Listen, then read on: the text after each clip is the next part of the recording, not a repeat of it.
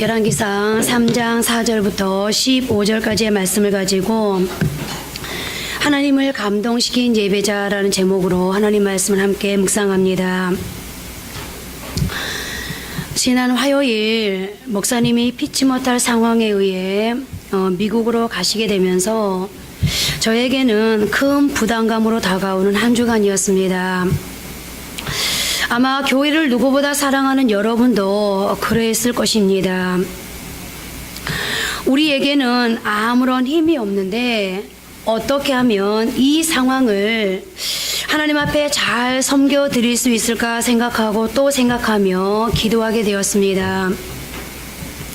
그리고 기도하던 중 하나님께서 사사기 7장에 기록된 이스라엘과 미디안의 전쟁을 떠오르게 해주셨고, 저는 지금 우리의 이 상황과 이스라엘에 겪었던 그때의 상황을 대입해서 답을 찾고자 했습니다. 그리고 지금의 이 상황은 우리 모두에게 교회적으로도 가정적으로도 지든지 이기든지 뭔가 결론을 내야 하는 전쟁의 상황임에는 분명하다는 생각과 함께, 그렇다면 이제 교회와 가정 모두는 전쟁 모드로 전환한다는 결론을 내리게 되었습니다. 그러면 무기는 무엇으로 하지?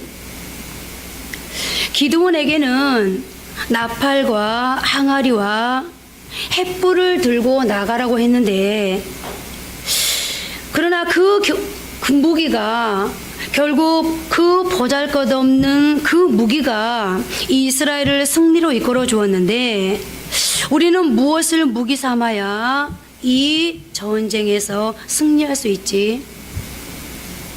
우리의 나팔, 우리의 항아리, 우리의 횃불은 과연 무엇일 수 있을까? 계속 기도하고 또 기도했습니다. 그리고 성경에는 이런 상황일 때 어떤 답을 제시해 줄 수 있을까 고민하게 되었습니다. 그런데 여러분, 사도행전 6장에 보니까 교회가 어려움을 당했을 때 주셨던 하나님의 처방이 있더라고요. 우리는 오로지 기도하는 일과 말씀 사역에 힘쓰리라. 바로 본질로 돌아가는 것이었습니다. 그렇습니다. 바로 그겁니다. 국가가 위기의 시대를 만났을 때 아사나 요시아가 기본 중의 기본인 말씀으로 돌아갔을 때 이스라엘을 승리로 이끌 수 있었던 것처럼, 아브라함이 가정적인 위기를 만났을 때, 그리고 다니엘이 자신의 신상의 위기 앞에서 기본으로 돌아갔기에 하나님의 약속의 성취를 이루어갈 수 있었던 것처럼 이제 우리도 기본으로 돌아가야 되겠구나. 성경이 제시하는 우리의 승부처는 오직 본질과 기본으로 돌아가는 것. 다시 말씀드리면 말씀과 기도로 돌아가는 것뿐이었습니다. 그리고 그 본질과 기본은 바로 예배 속에 있다는 것을 발견하게 되었습니다. 그리고 저는 한 주 동안 성경에는 예배로 인생을 바꾼 참된 예배자들이 많은데, 그리고 하나님은 역사의 수레바퀴를 그 예배자들을 들어서 움직여 오셨는데, 그 수많은 예배자 중 어떤 예배자를 모델로 함께 나눌까를 기도하던 중에 참된 예배를 드림으로 믿음의 전성기를 열고 인생의 큰 축복을 누릴 수 있었던 한 사람, 1,000번째 예배자로 잘 알려진 솔로몬을 함께 나누기로 했습니다. 그리고 이제부터 전심전력을 다해 예배드린 1,000번째 예배자 솔로몬을 통해서 예배자가 얼마만큼 강해질 수 있는지, 예배를 통해서 하나님의 영광이 얼마나 크게 드러날 수 있는지를 살펴보려고 합니다. 솔로몬은 왕이 되고 나서 가장 먼저 한 것이 바로 하나님께 일천 번제를 드리는 것이었습니다. 제사 즉 예배 드리는 것으로부터 그의 사역을 시작했다는 것입니다. 그리고 이때 일천 번제란 번제를 1000번 드렸다는 것이 아니라 한 번의 제사를 드릴 때에 1000마리의 제물을 드리는 대규모의 제사였다는 것입니다. 그리고 또 한 가지 우리가 그냥 지나칠 수 없는 것은 이 예배를 번제로 드렸다는 데 있습니다. 구약에는 번제, 소제, 화목제, 속제제, 속건제라는 제사가 있었는데 그 중에서 가장 중요한 제사가 바로 번제였습니다.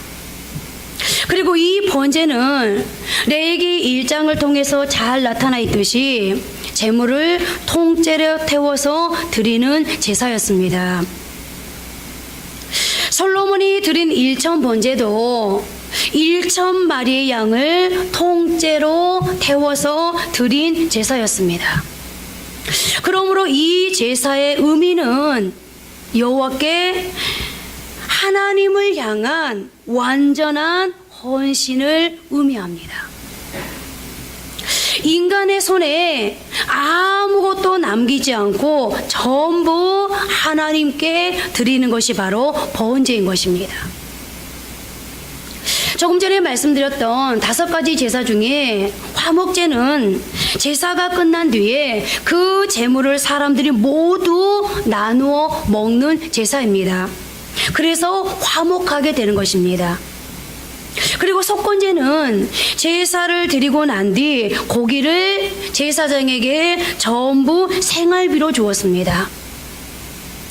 그러니까 어떤 의미에서 화목제나 속건제를 많이 드리면 인간에게 떨어지는 부스러기가 있었습니다. 그러나 번제만은 100% 하나님께 전부를 태워서 드리는 제사였습니다. 또한 번제의 특징은 하나님 앞에 연기를 피워 올려 드리는 제사라는 점입니다. 번제라는 뜻의 히브리어 올라는 올라간다라는 뜻을 가지고 있습니다. 그러니까 올라가면서 하나님께 드려지는 제물, 즉 번제는 고기 덩이로 드리는 제사가 아니라 전부 완벽하게 태워져서 연기를 피워 그 향기를 올려드리는 제사인 것입니다. 그야말로 전부를 올려드리는 제사라는 것인데요. 우리가 살아있는 존재로 내 고기 덩어리 그대로 드려질 수 없다는 것입니다. 내 몸을 전부 태워서 내 몸이 연기가 되고 내 몸이 향기가 되어 주님 앞에 드려지는 삶, 완전한 헌신의 삶을 예배라고 성경은 지칭하고 있습니다. 그렇습니다. 번제는 자기가 가지고 있는 소나 양들 중에서 가장 좋은 것, 최상의 것을 뽑아 하나님 앞에 남김없이 다 태워드리는 것이었습니다. 더더군다나 하나님은 이 번제에 쓰여질 제물을 가져올 때 흠 없는 것을 번제로 드릴 것을 요구했습니다. 그리고 더 엄밀히 말하면 구약의 제사에 쓰여졌던 이 제물은 그냥 그 제물, 여기에서 그 의미가 끝나는 것이 아니라 이 제물은 이 제물을 드린 사람을 대신하는 것이었습니다.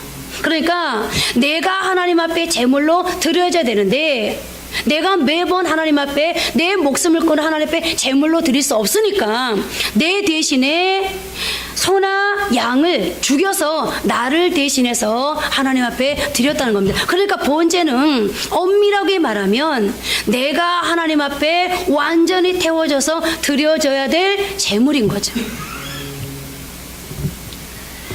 그야말로 솔로몬의 예배는 마음을 다하고 목숨을 다하고 뜻을 다하는 예배였다는 것입니다. 그렇다면 이 제사를 나에게 한번 적용해서 대입시켜 생각해 보십시오.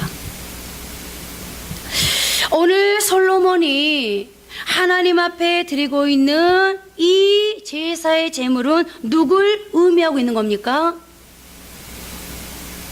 바로 나 자신을 의미한다고 한다면 내가 지금 제물되어 예배해야 한다면 내 자신 스스로를 흠 없는 자로 정결케 하기 위해서 예배하기 전에 얼마나 많이 노력해야 하겠습니까? 가장 좋은 모습, 최상의 모습으로 드리기 위해 하나님 앞에서 어떤 삶을 살아야 하겠습니까? 더더군다나 자신의 것을 하나도 남김없이 다 하나님 앞에 태워 없애는 나는 없습니다라는 고백이 묻어있는 예배를 드리기 위해 얼마나 예배에 집중해야 하겠습니까? 여러분, 우리가 신앙생활 해보지만 이렇게 하나님 앞에 일주일을 준비해서 흠 없는 자로 가장 좋은 모습, 가장 최상의 모습으로 그것도 나는 없습니다 라고 하나님 앞에 고백하면서 예배에 집중한다는 거, 이거는 결코 쉬운 일이 아닙니다.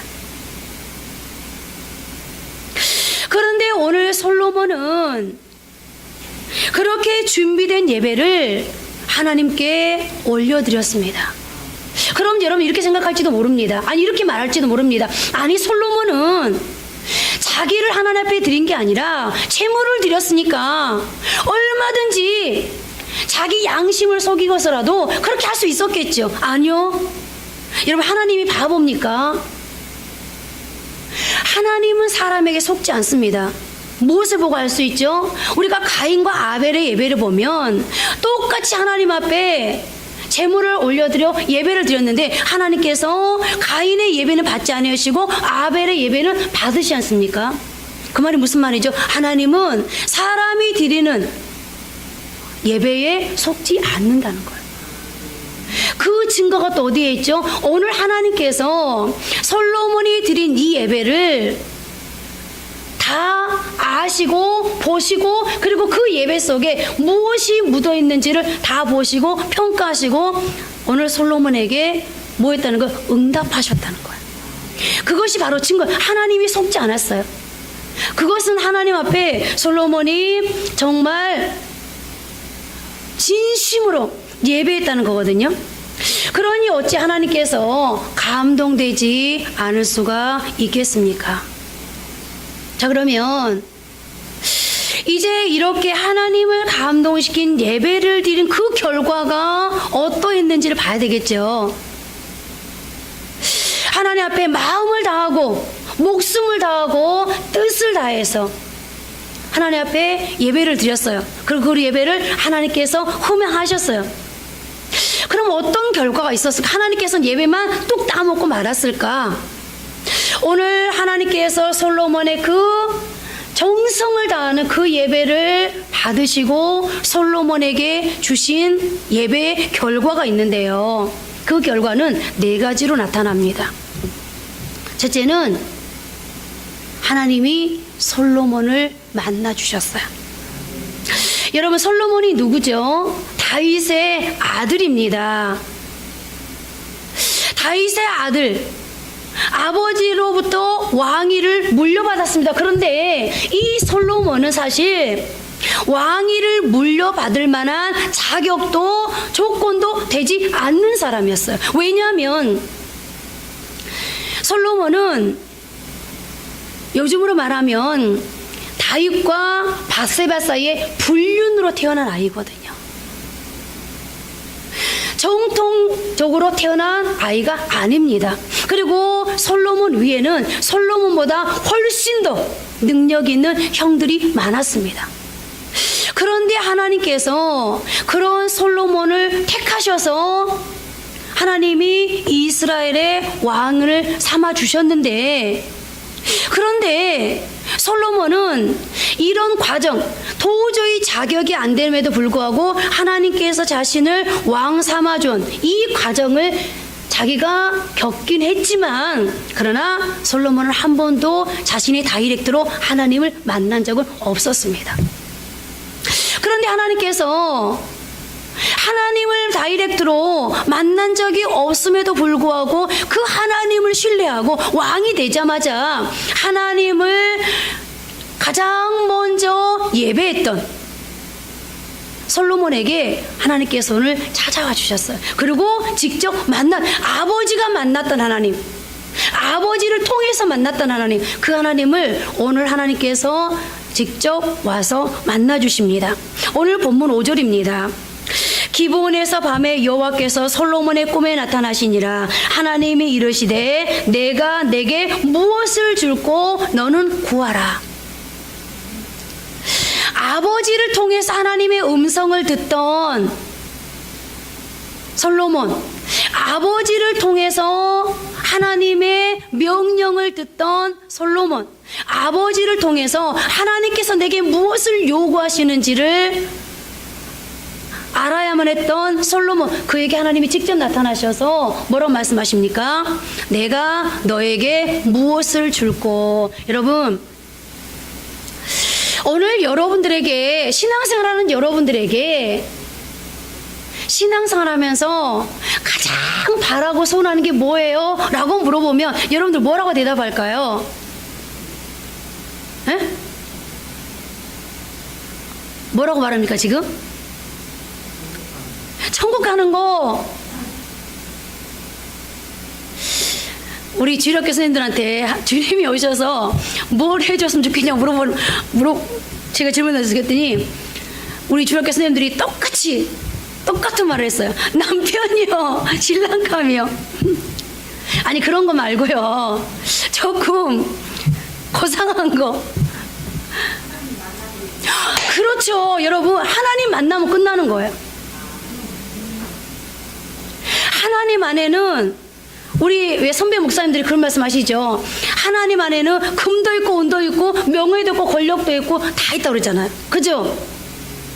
하나님 만나는 것보다 더 큰 축복이 어디 있어요 여러분? 그래서 여러분 지금 이 시간에 여기 왜 와 있는 거예요? 하나님 만나러 왔잖아요. 하나님 만나러. 하나님 만나면 다 끝나니까. 오늘 솔로몬이 하나님 앞에 정성을 다해서 예배드렸더니 하나님은 어떻게 주셨어요? 만나 주셨어요. 여러분, 굳이 하나님께서 솔로몬에게 내가 내게 무엇을 줄까? 무엇 해줄까? 이렇게 묻지 않아도 돼요. 왜요? 하나님 만나면 끝나요. 왜요? 하나님은 다 알고 계시거든요. 그래서 주님 뭐라고 말씀하시죠? 나는 네 생각도 알고 네 머리털이 몇 개인가 이렇게 다 알고 있어. 나는 네 계획도 알고 있어.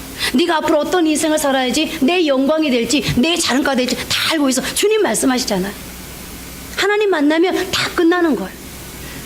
오늘 하나님께서 솔로몬을 찾아오셨어요. 아마 솔로몬도 예배를 드리면서 하나님 앞에 간절한 소원을 가지고 있었을 거예요. 하나님, 내 아버지가 만났던 하나님, 내 아버지에게 말씀하셨던 하나님, 내 아버지에게 어딜 가든지 동행해 주셨던 하나님, 내 아버지를 승리케 하셨던 하나님, 내 아버지를 성공하게 하셨던 하나님, 그 하나님 나도 좀 만나고 싶습니다.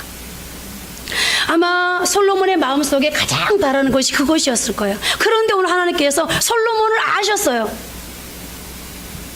그래서 오늘 솔로몬에게 찾아오셔서 만나 주십니다. 자, 두 번째로 하나님께서 솔로몬에게 인재, 즉 사람을 붙여주십니다. 열왕기상 4장 1절부터 19절을 보면 하나님께서 그를 돕는 많은 인재들을 붙여주셨다는 사실을 알 수 있는데요. 세상은 혼자 살 수도 혼자 감당할 수도 없는 일들이 많습니다. 그러나 내 옆에 든든한 조력자가 있을 때 우리는 성공하는 인생을 살아갈 수 있습니다. 여러분들 느헤미야를 보십시오. 그가 기도하고 예루살렘 성전을 재건하기 위해서 갔습니다. 그러나 아무리 느헤미야가 기도했고 응답받았고 하나님께서 성전 재건에 필요한 모든 물자를 다 준비해 주셨다고 해도 이 이스라엘 백성들의 도움이 없이는 불가능했을 것입니다.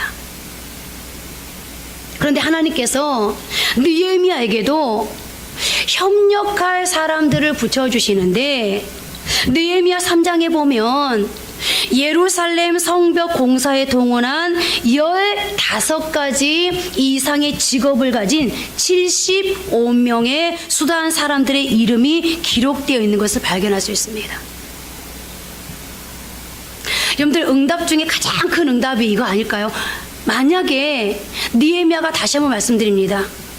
하나님 앞에 예루살렘 성벽이 무너졌다는 소식을 듣고 우리 이스라엘 백성들이 하나님 앞에 행복하게 살 수 있는 길, 우리 이스라엘 백성들이 다시 부강한 나라로 성장할 수 있는 그 구심점 역할한 것은 하나님의 성전인데 성전이 무너져 있으니 어찌 우리가 행복할 수 있으리요? 어찌 이스라엘의 부강을 바랄 수 있으리요?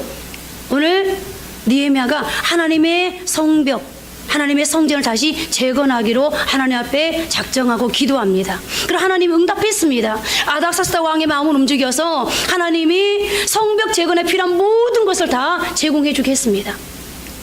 그런데요, 아무리 물자를 가지고 갔다 할지라도 느헤미야 혼자 어떻게 성벽을 재건할 수 있습니까? 응답 중에 가장 큰 응답은 느헤미야에게 하나님이 사람을 붙여놓은 것 중 하나입니다. 그것도 성전을 재건하는 데 있어서 엄청난 방해가 있었습니다. 그럼에도 불구하고 끝까지 느헤미야를 신뢰하고 느헤미야를 협력해 주었던 사람들, 누가 하신 거죠? 하나님이 느헤미야에게 일해준 것이었습니다. 그야말로 느헤미야가 성벽 재건을 완벽하게 할 수 있도록, 완공할 수 있도록 하나님께서 하나님의 사람들, 인재를 붙여준 것이었습니다. 로마서 16장에도 바울의 사역을 도운 37명의 이름들이 언급되어 있습니다. 아마 제가 말씀을 준비하면서 그런 생각을 했어요. 제가 목사님이 미국을 가실 수밖에 없는 상황이 되었을 때 그런 말씀을 드렸습니다. 목사님, 이번에 목사님이 미국을 가시면, 그리고 다시 돌아오시면 지금 있는 성도들 평생 잊지 마십시오. 지금 목사님을 기다려준 그 성도들이야말로 목사님이 평생을 함께 될 동역자들입니다. 그러니 지금 목사님을 기다려준 그들을 평생 잊지 마시고 목사님이 평생을 고마워하면서 감사하면서 함께 가야 될 동역자들입니다. 왜냐하면 사람은 어려운 일이 있을 때 알게 됩니다. 그런데 목사님의 이 빈자리를, 교회가 이렇게 많은데, 훌륭한 목사님들이 얼마나 많은데, 그럼에도 불구하고 목사님을 기다려준다면 그들이야말로 진정한 목사님의 동역자들입니다 라는 말씀을 드렸습니다. 그런데 이 설교를 준비하면서 어쩌면 지금 계신 여러분들이 김선민, 김영미, 우리의 목회사역에 오늘 로마서 16장에 기록된 이들이 되지 않을까. 느헤미야서에 기록된 70명의 그 한 사람이 되지 않을까라는 생각을 하게 되었는데요. 어찌되었든 오늘 하나님께서 솔로몬의 예배를 통해서 그에게 주신 복은 좋은 동역자를 붙여주시는 것이었습니다. 세 번째로 부유함을 허락해 주셨습니다. 열왕기상 4장 20절부터 28절은 솔로몬 왕국의 부유함에 관해서 기록하고 있습니다. 열왕기상 4장 20절 21절입니다. 유다와 이스라엘 인구가 바닷가의 모래같이 많게 되매 먹고 마시며 즐거워하였으며 솔로몬이 그 강가에서부터 블레셋 사람의 땅에 이르기까지와 애굽 지경에 미치기까지의 모든 나라를 다스림으로 솔로몬이 사는 동안에 그 나라들이 조경을 바쳐 섬겼더라. 이 말씀은 인구가 많이 늘었고 이스라엘이 강해져서 조공 바치는 국가가 많아졌다는 뜻입니다. 그리고 또 4장 22절 23절에는 솔로몬의 재정이 얼마나 풍부했는지, 정부 기관에서 일하는 사람들이 얼마나 많아졌는지 이렇게 증언하고 있습니다. 솔로몬의 하루의 음식물은 가는 밀가루가 30고루요, 굵은 밀가루가 60고루요, 살찐 소가 10마리요, 초장의 소가 20마리요, 양이 100마리이며 그 외에 수사슴과 노루와 암사슴과 살찐 새들이었더라. 오, 이 말 들으면 여러분들, 솔로몬은 엄청 대식가였나 보다. 그게 아니라 솔로몬뿐만 아니라 솔로몬 집안이 이렇게 함께 음식을 함께 섭취하고 공유될 많은 솔로몬을 돕는 사람들이 있었다는 거죠. 그만큼 오늘 하나님께서 솔로몬을 부욕해 주셨다는 겁니다. 그리고 네 번째로는 지혜를 주셨습니다.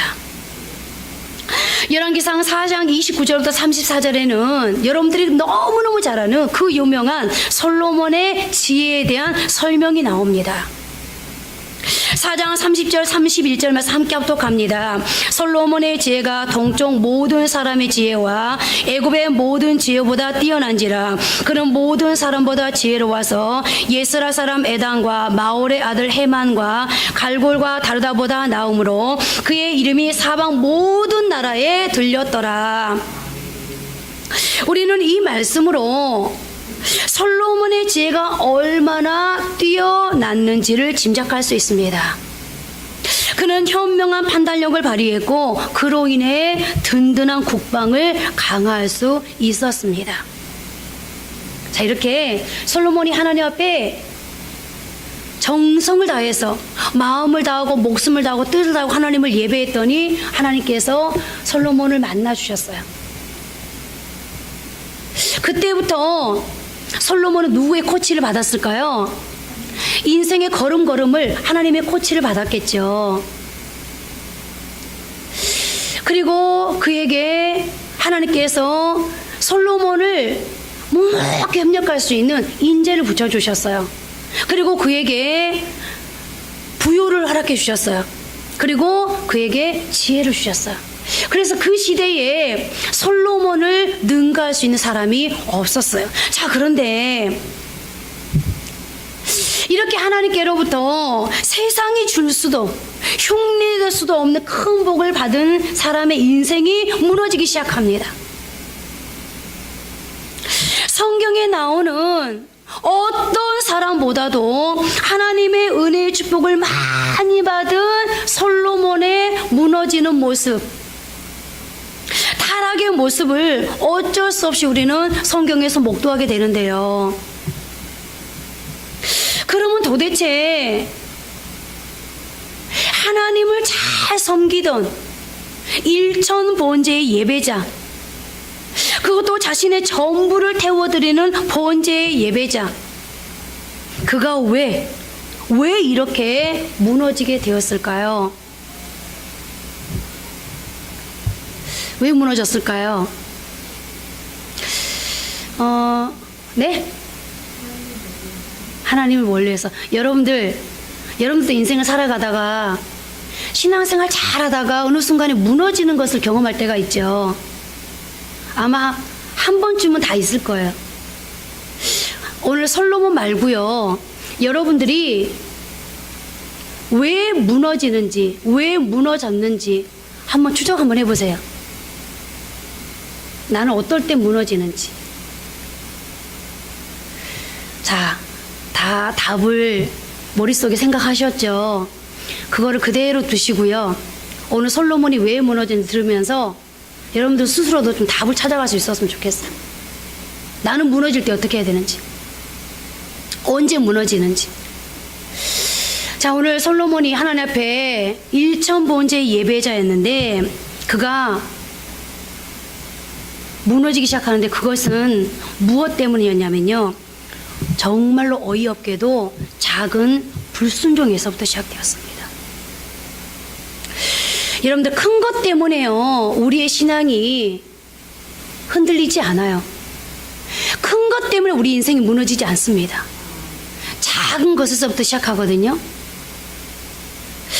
오늘 솔로몬이 하나님 앞에 철저한 순종, 온전한 순종이 아닌 선별적인 순종의 모습이 솔로몬을 무너뜨린 근원이 되었다는 거예요. 그러니까 이 말 무슨 말이냐면, 하나님 앞에 선별적인 순종, 이 말은 무슨 말이에요? 내가 순종하고 싶은 것만 했던 거, 골라서. 우리는 솔로몬 그러면 여자 때문에 인생의 실패를 경험하게 된 사람 정도로 생각합니다. 틀린 지적은 아닙니다. 그런데 이유는 다른 곳에서부터 출발합니다. 하나님께서는 왕된 자는 말을 많이 두지 말라라고 말씀하셨습니다.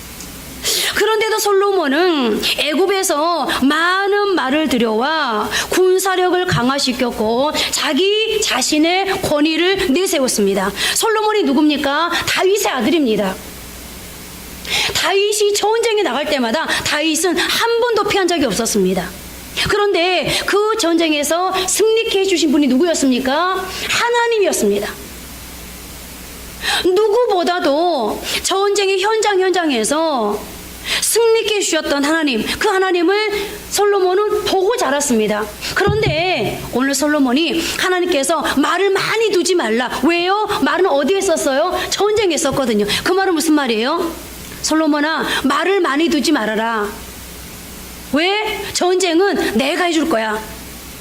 네가 전쟁하는 것이 아니라 네 실력으로, 네 준비로, 너의 도구로, 너의 무기로 전쟁하는 것이 아니라 전쟁은 나 여호와께 달려있어. 다윗을 통해서 이미 하나님께서는 현장 학습을 많이 시켜주셨거든요. 시청각을 많이 보여주셨거든요. 그런데 오늘 솔로몬이 하나님의 그 말씀을 어기고 애굽에서 말을 들여와서 자신 스스로가 군사력을 강화시킵니다. 그러면서 은근히 자신의 권위를 드러냅니다. 별것 아닌 것 같아도 이런 작은 불순종이 뿌리에 뿌리를 내려서 더 큰 불순종으로 나아가도록 했던 것입니다. 많은 사람들이 하나님 앞에서 능력 있게 쓰임받지 못하는 이유가 무엇입니까?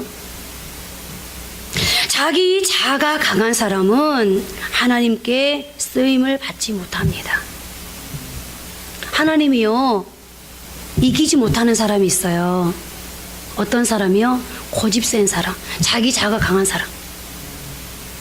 여러분, 아이가 아침에 학교 가면서 계속해서 나 이거 싫다고, 나 이 옷 안 입을 거라고, 그러면 엄마가 이기는 것 같지만 결국 누가 이겨요?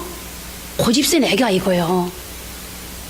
물론 끝까지 학교 가지 마. 우리 올케가 그러더라고. 이번에 애가 유치원 가다가 막 옷을 안 입게 해서 때려버렸대요. 그래갖고 팬티만 입혀가지고 여자애를 바깥에 내놨대요. 그러더니 그 다음부터는 옷 가지고 때 안 쓰더래요. 물론 그런 경우도 있어요. 그러나 하나님은 인격적인 분이기 때문에요, 우리를 막 억지로 꺾어서 그렇게 일하기를 원치 않아요. 우리를 기다리거든요. 그래서 하나님이 고집 센 사람, 자기 자가 강한 사람 별로 쓰려고 안 해요. 그런 사람은 하나님의 말씀 앞에 순종하기보다 자기 이성의 종이 되어버리기 쉽습니다. 자기 뜻에 맞으면 순종하고 자기 뜻에 맞지 않으면 거부합니다. 오늘 솔로몬 역시 하나님의 말씀에 제대로 순종한 것 같이 보였지만, 그러나 1%의 작은 불순종으로 인해서 그에게 크나큰 재앙이 임하게 되었습니다. 죄의 특징 중 하나는 생물학적인 요소를 가지고 있다는 것입니다. 죄는 자라납니다. 그래서 야고보서 1장 15절은 우리에게 욕심이 잉태한 즉 죄를 낳고 죄가 장성한 즉 사명을 낳느니라 라고 경고하지 않습니까? 결국 솔로몬의 마음속에 하나님의 말씀에 불순종하고 자기 자신을 드러내고자 하는 작은 씨앗이 뿌려지자 이제는 그 씨가 자라서 본격적인 죄를 짓게 됩니다. 열왕기상 11장 1절입니다. 함께 합독합니다. 솔로몬 왕이 바로의 딸 외에 이방의 많은 여인을 사랑하였으니 고아 모압과 암몬과 에돔과 시돈과 헷 여인이라. 하나님께서 그렇게도 금하셨던 이방 여인과 결혼하고 만 것입니다. 게다가 중혼이 거듭되었습니다. 물론 솔로몬 자신이 그것을 스스로 지혜로운 행동이라고 생각했는지도 모르겠습니다. 이것은 나의 외교적인 책략 중 하나다. 주변국 공주들과의 정략적인 결혼을 통해 이 이스라엘 나라를 강화시키겠다라고 말입니다.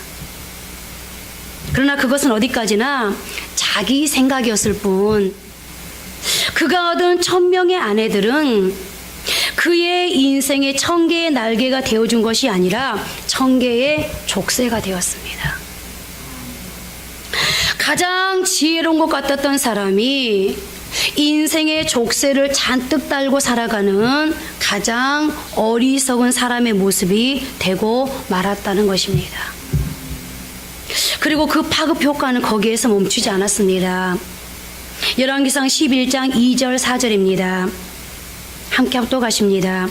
여호와께서 일찍이 이 여러 백성에 대하여 이스라엘 자손에게 말씀하시기를 너희는 그들과 서로 통혼하지 말며 그들도 너희와 서로 통혼하지 말라. 그들이 반드시 너희의 마음을 돌려 그들의 신들을 따르게 하리라 하셨으나 솔로몬이 그들을 사랑하였더라. 솔로몬이 나이가 많을 때에 그의 여인들이 그의 마음을 돌려 다른 신들을 따르게 하였으므로 왕의 마음이 그의 아버지 다윗의 마음과 같지 아니하여 그의 하나님 여호와 앞에 온전하지 못하였으니.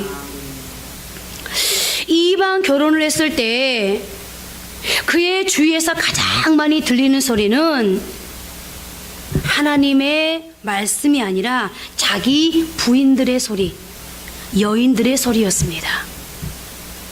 솔로몬이 하나님의 음성을 듣기보다 여인들의 음성을 더 빨리 더 쉽게 듣게 되었던 것입니다. 그러다 보니 여러분 어떤 결과가 찾아옵니까? 반드시 어떤 사람의 행동에는요 그에 상응한 대가가 있기 마련이거든요. 하물며 지금 솔로몬을 이스라엘 왕으로 누가 세웠습니까? 하나님이 세웠습니다. 그런데 그런 솔로몬이 가장 하나님의 말씀을 지켜야 될 솔로몬이 하나님의 말씀을 지금 불순종했습니다. 그러니 반드시 결과가 있겠죠. 어떤 결과가 있었을까요? 열왕기상 11장 9절을 보면 솔로몬이 마음을 돌려 이스라엘 하나님 여호와를 떠남으로 여호와께서 진노하시니라. 여호와께서 일찍이 2번이나 그에게 나타나시고. 여러분 이거는 정해진 룰이에요. 질서예요. 하나님의 소리보다 사람의 소리를 자꾸 듣다 보면 가장 먼저 나타나는 현상이 어떤 현상이죠? 하나님을 떠나게 됩니다. 오늘 솔로몬이 여인들의 소리, 하나님의 소리보다 여인들의 소리를 자꾸 듣다 보니까 어떻게 됐어요? 결국 하나님을 떠나게 되었어요. 그리고 어떻게 되죠? 그리고 그 다음에는 하나님께서 2번씩이나 역사 가운데 개입하셔서 경고의 사인을 보내셨는데도 그 경고의 사인을 묵살해 버렸습니다. 그리고 그 결과는 참으로 참담했습니다. 솔로몬이 예배의 자리를 떠나고 하나님의 말씀을 순종하는 자리를 떠났을 때 어떤 결과가 주어졌는지를 보십시오. 열왕기상 11장 13절입니다. 함께 합독해 봅니다. 오직 내가 이 나라를 다 빼앗지 아니하고 내 종 다윗과 내가 택한 예루살렘을 위하여 한 지파를 내 아들에게 주리라 하셨더라. 무슨 말입니까? 솔로몬의 불순종으로부터 시작된 이 죄악은 결국 나라가 갈라지는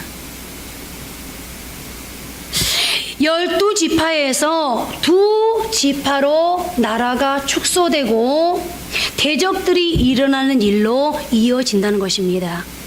여러분, 나라가 이스라엘이 12지파로 되어 있었잖아요. 나라가 둘로 나뉘어요. 어떻게 되죠? 결국 솔로몬의 아들 르호보암 때에 나라가 둘로 나뉘거든요. 그런데 12지파 중에 10지파는 다른 왕에게 주고 2지파만, 유다 지파와 베냐민 지파만 오늘 르호보암 솔로몬의 아들에게 주었어요.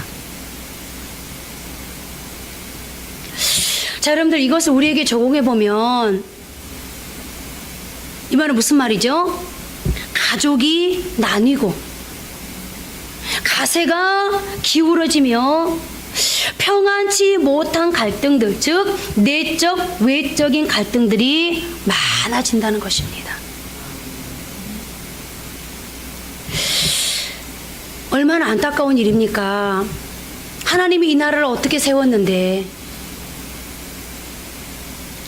우리는 기억해야 합니다.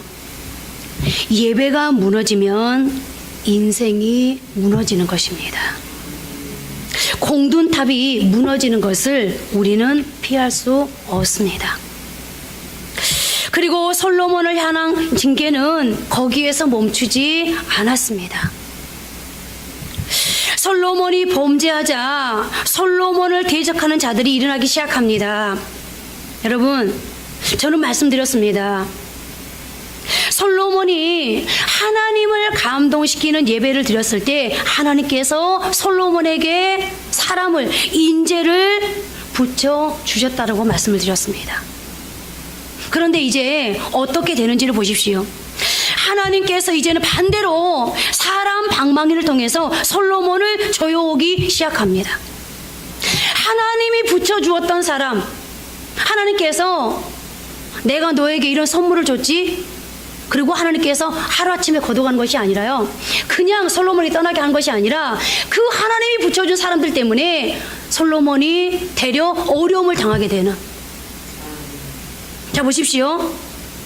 처음에는 하닷이라는 사람이 솔로몬을 대적했고 또 르손이라는 사람이 일어나 솔로몬을 대적하게 하더니 이제는 솔로몬의 신복이었던 여로보암이 일어나 솔로몬을 대적하게 만드십니다. 그야말로 그들 모두를 하나님의 징계의 도구로 사용하신 것입니다. 하닷이 누굽니까? 적어도 솔로몬의 전성기에는 솔로몬에게 아무 영향가가 없었던 별 볼 일 없는 사람이었습니다.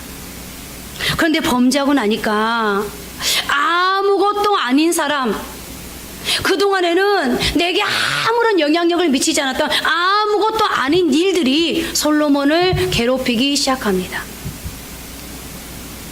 내가 하나님 앞에 범죄하고 나니까 내 주변에 사소한 아무것도 아닌 일들이 오늘은 내 마음을 아프게 합니다. 하나님을 의지하는 믿음이 사라지니까 그동안 잠잠했던 세상이 일어납니다. 하나님의 징계가 시작되니까 고통이 점점점 나를 조여옵니다. 처음에는 에돔 사람 하닷이, 그 다음에는 엘리의 아들 르손이, 그리고는 솔로몬의 신복이었던 느바세 아들 여로보암의 반란까지. 그런데 우리는 솔로몬을 대적하여 일어났던 순서가, 여러분, 원방에서부터 멀리서부터 점점점 가까워지고 있다는 사실을 발견해야 됩니다. 더욱이 여로보암은 솔로몬의 신복, 그러니까 솔로몬의 오른팔이었습니다. 전국에는 그런 사람이 솔로몬 자신을 대적하게 되었다는 것입니다. 우리가 멀리서 문제가 생겼다면 믿음으로 깨어나라는 신호임을 자각해야 합니다. 하나님은 정말 좋으신 분입니다. 멀리서부터. 그런데 여러분들 영적으로 빨리 민감하게 깨달아야 돼요. 그래서 우리는 영적인 민감성이 있어야 됩니다. 영적으로 둔감하면 안 됩니다. 그래도 정신을 못 차릴 경우 그 문제는 집안으로 들어옵니다. 문제가 일어나는 반경이 점점 좁아진다는 것은 신앙의 비상등을 켜라는 하나님의 신호인 것입니다. 그럼 여러분, 이제 솔로몬이 이렇게 하나님과의 관계, 즉 예배를 멀리함으로 불순종하게 되고 그러므로 하나님의 징계를 받았다면 이제 어떻게 해야 될까요? 여러분들, 이러면 여러분들이 이 상황을 지금 느꼈어요. 뭔가 하나님이 지금 간섭하고 있어. 뭔가 하나님이 지금 나를 조여오고 있어. 하나님의 지금 징계가, 하나님의 경고등이 켜졌어. 이 빨간 등 앞에서 어떻게 해야 돼요? 예배를 허무는 작은 여우를 잡아야 합니다. 다시 예배의 자리로 돌아가야 합니다. 초심으로 돌아가는 것이 살 길입니다. 그리고 오늘 솔로몬에게 신앙의 위기, 삶의 위기가 왔다면 그는 그에게 오늘의 이 상황을 가져다 준 자기에게 영향력을 미치는 사람을 하나님 앞에서 끊어내야 합니다. 아내의 소리가 아니라 하나님의 소리에 귀를 기울여야 합니다. 여러분, 우리가 잘 아는 성경의 사람 중에 아브라함이 있죠. 그는 어느 날 하나님께로부터 고향과 친척과 아버지 집을 떠나는 명령을 받았습니다. 그런데 그는 고향은 떠났지만 친척을 떠나지는 못했습니다. 창세기 11장 31절은 아브라함이 갈대아 우르에서 처음 부르심을 받고 떠나가는 장면을 이렇게 묘사하고 있습니다. 데라가 그 아들 아브라함과 하란의 아들인 그의 손자 룻과 그의 며느리 아브라함의 아내 사레를 데리고 갈대아인의 우르를 떠나 가나안 땅으로 가고자 하더니 하란에 이르러 거기 거류하였으며, 가나안 땅을 향해 가던 아브라함은 중간에 하란 땅에 머물게 됩니다. 그리고 그 하란 땅에서 아브라함 일가는 상당한 시간을 지체하게 되는데 무려 15년이란 긴 시간을 여기서 보냅니다. 아브라함은 계속 가야만 합니다. 지체할 시간이 없습니다. 적과 꿀이는 가나안 땅을 향해서 전진해야 합니다. 그런데 아브라함이 주의 말씀에 온전히 순종하지 못한 것 때문에 오랜 시간을 허비합니다. 게세니우스라는 언어학자는 하란이란 단어를 통해서 흥미로운 사실을 증명합니다. 하란이란 단어는 갈대아어로 낭비하며 지체한 곳, 열매가 없다라는 뜻을 가지고 있습니다. 무슨 말입니까? 아브라함이 하란에서 지체하는 세월은 생산적인 시간이 아닌 그야말로 잃어버린 세월, 낭비하는 세월이었다는 것입니다. 이 불모지, 황폐한 땅 하란에서 열매도 없는, 그 어떤 열매도 없는 내버린 시간을 살았다는 것입니다. 그런데 더 흥미로운 사실은 이 게세니우스는 그의 아버지 데라에 관하여 아주 흥미로운 이야기를 끄집어냅니다. 데라라는 말의 갈대아어 원래 뜻은 연기하다라고 합니다. 그래서 아브라함은 시간을 잃어버리면서 가야 할 길을 연기하고 있습니다.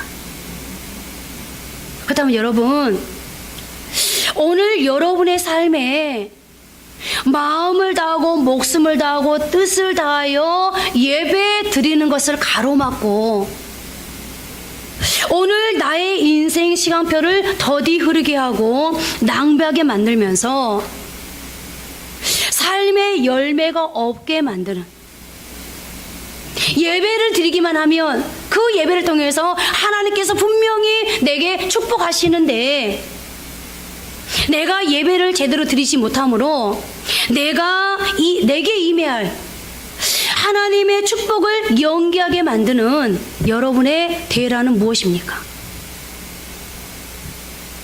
여러분의 삶을 허물고 신앙 성장을 방해하는 여러분의 작은 여우는 무엇입니까? 우리가 반드시 기억해야 할 것이 있습니다.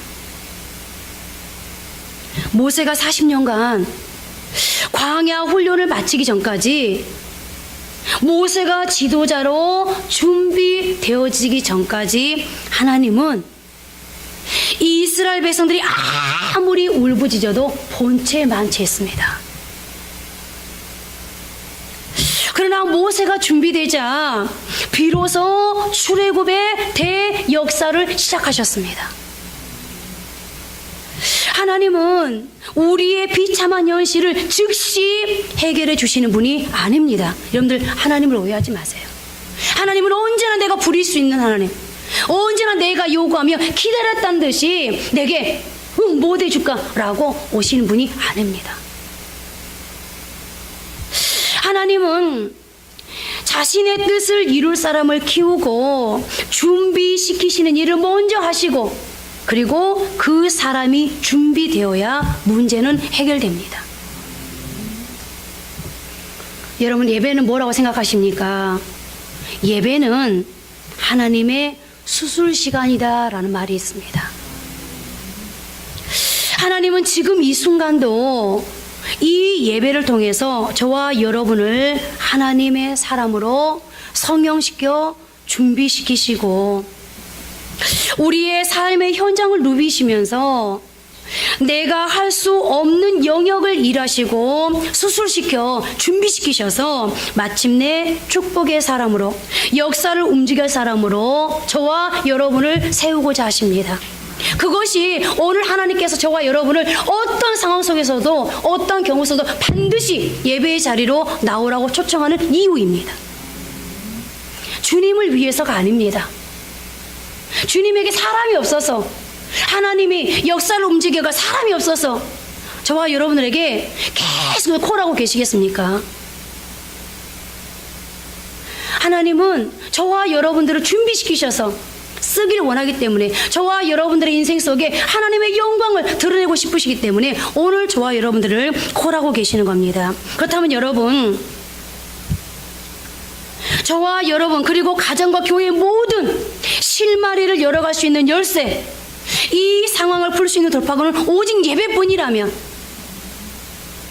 예배에 내 인생이 걸렸다면, 오늘 솔로몬이 예배가 무너짐으로 인생이 무너졌다면, 오늘 나에게도 이 예배를 방해하는, 그러므로 인생을 무너뜨리는 작은 여우를 조심해야 되지 않겠습니까? 내 인생의 시간표를 지체하게 만들고 하나님의 축복을 연기하게 만드는 나의 대라,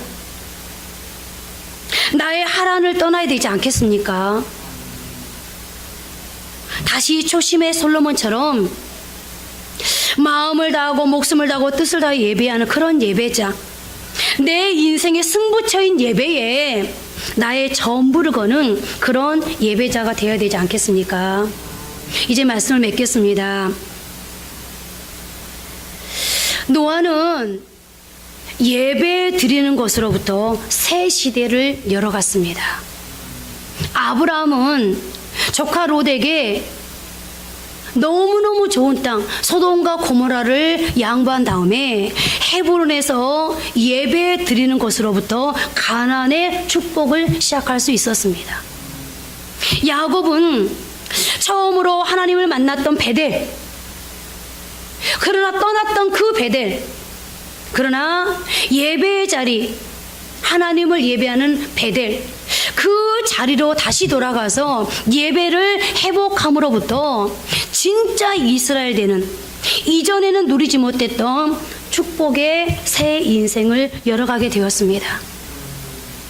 바울은 감옥에서 하나님을 찬양하고 기도하는 마음의 예배를 통해서 옥문이 열리고 착고가 풀리는 기적을 통해 또 다른 사역의 길을 열어갈 수 있었습니다. 그렇습니다. 예배에는 우리의 인생을 새롭게 하고 축복의 사람이 되게 하며 묶인 것을 풀게 하는 능력이 있습니다.